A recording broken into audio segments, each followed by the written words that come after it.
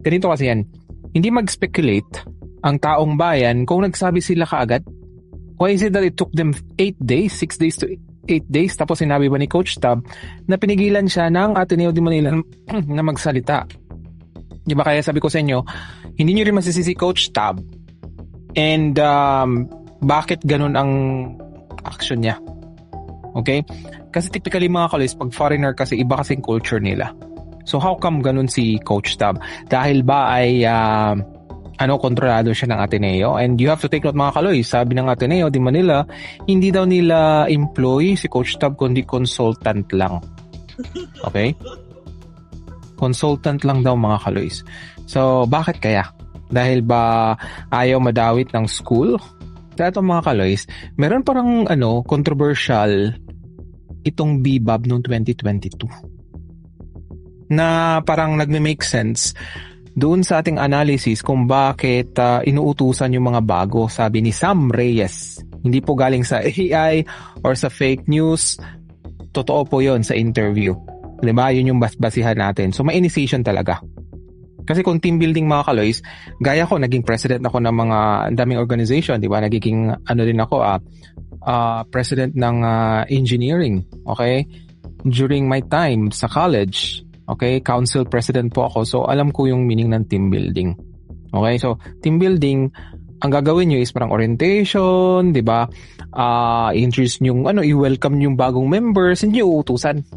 Supposedly yung mga bago, yung mga luma, sila yung nagsiserve sa mga bago kasi parang win-welcome eh. Pero how come ang mga bago sa Ateneo, okay, men's basketball team ay inuutusan nila? That's initiation. Yeah? Balik-balik rin Manila, that's initiation. Diba? Similar yan sa mga fraternity. So hindi pala isang beses lang nangyari yung ganitong mga kalois. Kung pag-usapan natin ng hazing, nangyari rin yan siya noong 1991. Okay? So law school, yung estudyante yung organization nila. Nabigyan ba ng hindi. Mahirap kasi kalabanin pag mayaman. Okay, that's the reality mga kaloys. Kung magkakaso ka, pera talaga, number 1 talaga yan. Kaya nga yung mga kawatan sa gobyerno, ang lakas ng loob nilang magnakaw kasi may pera sila pambayad sa lawyer. Gets yung point ko mga kaloys. So sino pa ang dapat magtulungan? Okay?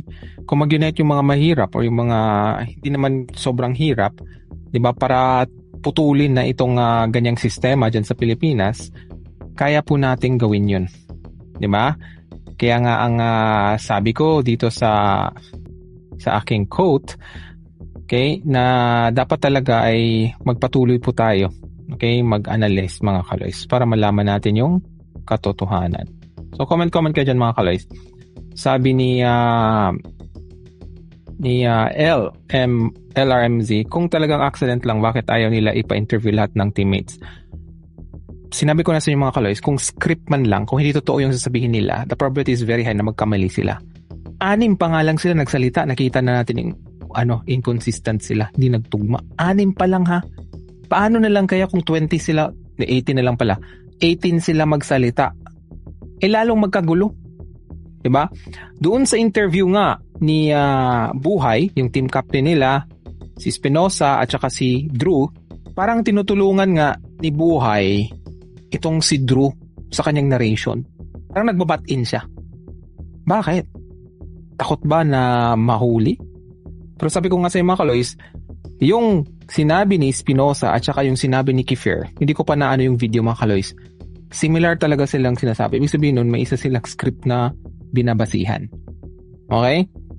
So tumataas ngayon ang probability, and yun na nga, how come itong presidente ng Ateneo ay ganun?